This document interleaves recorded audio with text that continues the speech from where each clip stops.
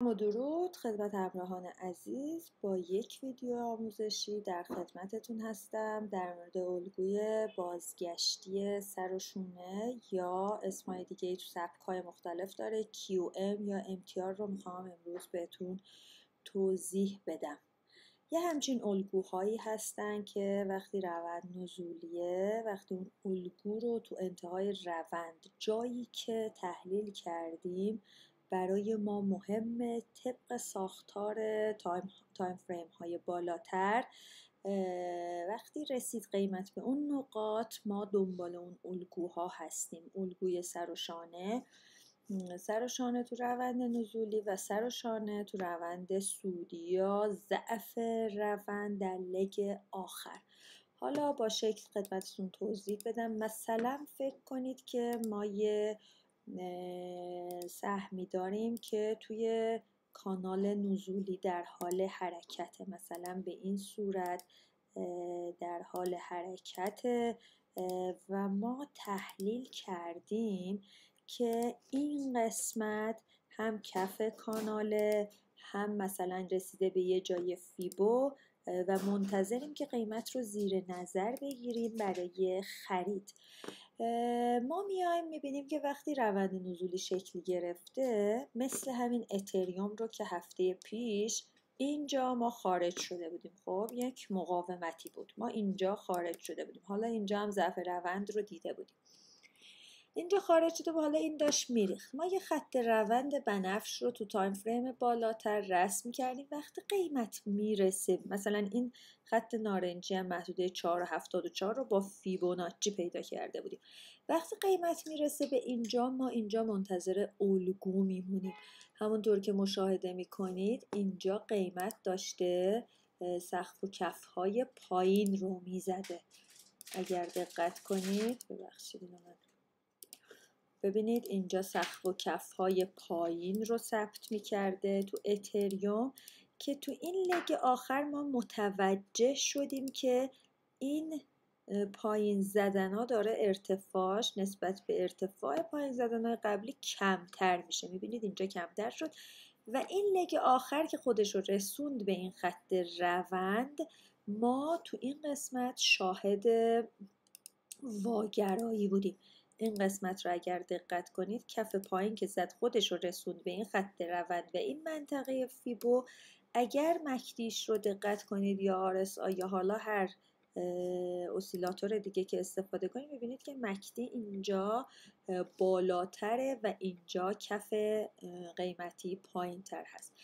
اینجا ما منتظر قیمت میمونیم ببینیم که میخواد چی کار کنه.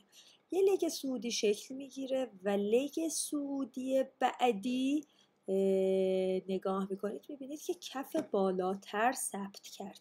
وقتی کف بالاتر ثبت میکنه یعنی احتمالش هست که این روند نزولی تبدیل به روند صعودی بشه. همونطور که یادتون اگه باشه، من تو محدوده $4000 گفتم فعلا منتظر میمونیم ببینیم به چه صورت است. ممکن بود از این پایینم بشکنه. وقتی این روند به طرف بالا شکل میگیره، ما دنبال این هستیم که ببینیم آیا سقف هم میزنه یا نه. میبینید که اینجا کفای پایین که شکل گرفته بود، این لگ بعدی صعودی میره این سقف رو اینجا میزنه. یعنی چی؟ یعنی روند نزولی اگر داخلیش رو بکشم، مثلا ما اینجا یه روند نزولی داخلی هم داشتیم، این میاد این سقف رو میزنه و این روندی که شکل گرفت میاد این سقف پایین رو میزنه و ما اینجا متوجه میشیم که احتمالاً روند کم کم عوض میشه، از حالت نزولی به صعودی تبدیل خواهد شد.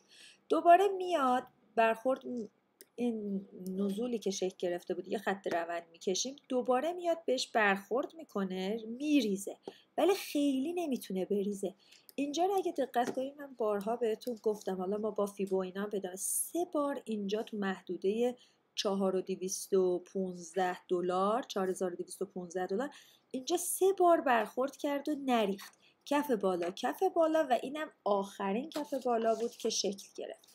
و میبینید که با این سه برخورد اومد این خط روند نزولی رو به طرف بالا شکست و دوباره این منطقه رو تست کرد و پرواز که ما اینجاها بود که سیگنال ورود دادیم. پله اول رو اینجا وارد شدیم، پله اول رو نه اینجا با دیدن این سه کف و کفهای بالاتر، پله دوم رو زمانی که این رو شکست و پله سوم رو گفتم وقتی که این محدوده رو به طرف بالا بشکنه، یعنی اوردر بای استاپ زمانی که یک مقاومت رو بشکنه. اینجا اگه ست می کردید یک رشد خیره کننده ای و سود خوبی رو بهتون میداد.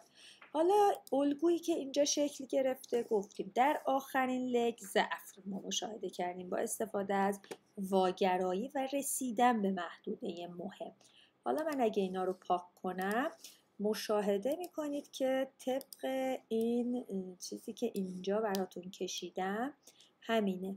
کفهای پایین تو کف آخر معمولا ما واگرایی میبینیم و دیگه کف پایین تر از این شکل نمیگیره، کف بالاتر شکل میگیره. وقتی این قسمت شکسته شد، این قسمت شکسته شد و سقف بالاتر هم زد، تو پولبکش میتونیم وارد بشیم و روند برعکسش رو بگیریم. همونطور که در اتریوم هم مشاهده میکنید اینجا رو اگه دقت کنید در آخر یه الگوی سر و شونه تو اینجا شکل گرفت. این قسمت الگوی سر و شونه شکل گرفت و صعود خوبی کرد، شونه سر و اینم شونه آخر و خط گردن هم شکسته شد و بالا زد. یا الگوی QM هم همینه. حالا تو روند صعودی هم همین، وقتی سقف و کفای بالا شکل بگیره تو گام آخر وقتی میرسه به یه منطقه مقاومتی اونجا ما باید الگو رو زیر نظر بگیریم. میاد ریزش میکنه، این سقف قبلی رو معمولاً به طرف پایین میشکنه و ما اینجا میفهمیم یه فروشنده ها وارد بازار شدن، یه بالا که میزنه دیگه نمیتونه بره اینجا رو رد کنه، یه سقف پایین میزنه و روند عوض میشه. حتی اگر نگاه کنید مثلا میتونید یه همچین روندی هم بکشید، میبینید که شکسته شده و پول بک ها میتونه فرصت خارج شدن از معامله بای رو بده و اگه دو طرف معامله میکنید اینجا وارد سل بشید، استاپ رو بذارید بالا و این ریزش رو بگیرید. الگوی خیلی مهمی هست ولی باید بدونید که این الگوها رو کجای نمودار بررسی کنید، قسمت‌های مهم رو شناسایی کنید و اونجاها این الگوها رو پیدا کنید و باشون معامله کنید. امیدوارم که براتون مفید بوده باشه. فعلا خدا نگهدار.